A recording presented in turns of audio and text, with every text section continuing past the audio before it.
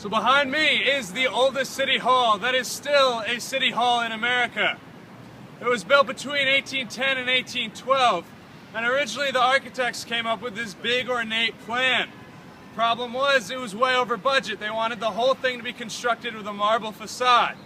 They settled, they whittled it down to having just 3 sides of the marble facade, leaving the 4th side rather open and dull.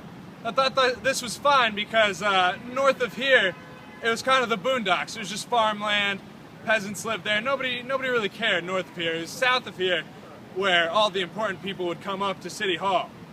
Problem was, right during construction, 1811, that's when New York came up with its famous grid plan, led by the surveying of John Randall Jr.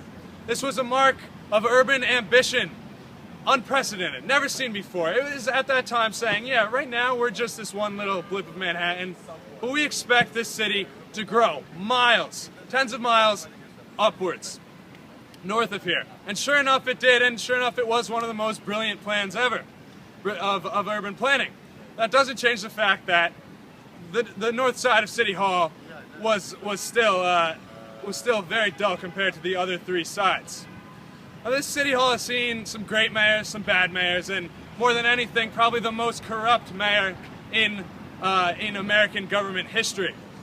Boss Tweed, who ruled in the second half of the 19th century, he led the Tammany Hall political machine that was responsible for stealing billions upon billions of dollars. In today's money, it was around $8 billion stolen by just Boss Tweed himself.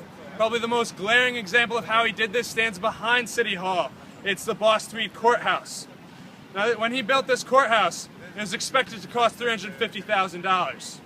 The final bill was was millions of dollars. How this went about was he would hire contractors who would come in, and sure, this place needed everything. It needed lamps, it needed desks, and so if I'm a contractor, I'd walk in and say, okay, here's a lamp to sell. How much should this lamp cost? $5. Okay, I'll sell it to you for $100. Then Boss Tweed would take kickbacks from this contractor, everybody would get rich, and everything went on. The people that were hurt were the immigrants of the city. However, Boss Tweed was able to keep them happy. This continued on until 1871, and I guess somebody didn't get their fair share of the corruption of the political machine, and so they went to the New York Times, and the New York Times published a story. Boss Tweed was taken out of office, obviously jailed.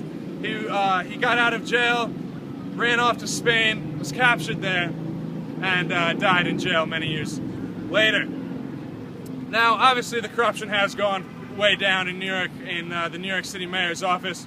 Today is one of our better mayors of all time, Michael Bloomberg. He's in his 3rd term, and he's done everything in these 3 terms from improve the schools, transportation. He's added bike lanes, bus lanes. He's made New York a far safer place. The crime in the city is really nothing compared to many other major metropolises across the U.S. However, in his 3rd term, he tried to enact the soda laws. This was extremely unpopular because in New York, nobody can tell you you can't drink a 20-ounce soda. I don't care how unhealthy it is. If I want to chug a 2-liter of soda with my dinner and I'm a New Yorker, I can. Luckily for these people, the New York City court system disallowed this law just days before it was supposed to go into action. Michael Bloomberg will be out of office this winter, and he has said he's not running for a 4th term. He wasn't even supposed to run for a 3rd term, but there's a lot of support behind it, so he did. Now, over my left shoulder is the statue of Nathan Hale. He was a Revolutionary War hero. He was an American spy captured by the British. Now, he was actually a rather portly fellow, kind of chubby, not the more romanticized version the sculptor Frederick William MacMonnies portrayed for us there. Now, when he was captured by the British, he was sentenced to death, and right before his hanging, when he was asked if there were any last words he had, he said that his only regret was that he had but one life to give this country. And so that is why Nathan Hale has a statue in this park, and he is a symbol of American patriotism still today. Now our next stop will also be a symbol of American patriotism and New York courage. It will be our final stop, where we'll go over such things as the World Trade Center, the F.W. Woolworth Building, and St. Paul's Chapel. That's where we're heading right now.